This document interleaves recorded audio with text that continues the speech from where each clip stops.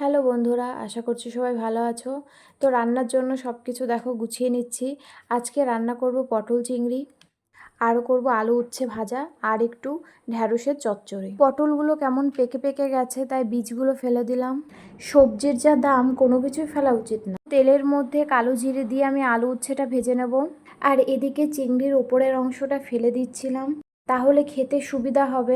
জানো তো, আগে আমি চিংড়ি মাছ খেতাম না, রিসেন্ট কয়েক বছর হলো খাচ্ছি। চিংড়ি মাছ তোমাদের কেমন লাগে জানিও। ঢ্যাঁড়সটাও করে নিয়েছি পেঁয়াজ আর পোস্ত দিয়ে। চিংড়ির জন্য আলু আর পটলটা ভেজে নেব। আমি যেভাবে রান্না করি তোমাদের সেটা দেখানোরই চেষ্টা করি। আলু পটলটা ভাজা হয়ে গেলে আমি চিংড়িটাও একটু হালকা করে ভেজে নিলাম।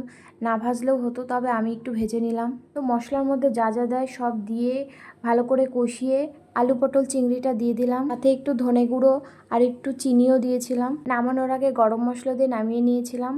রান্নাটা শুকনো লঙ্কা কাঁচা লঙ্কা মিশিয়ে করেছি, তো কালারটা এরকম এসেছে।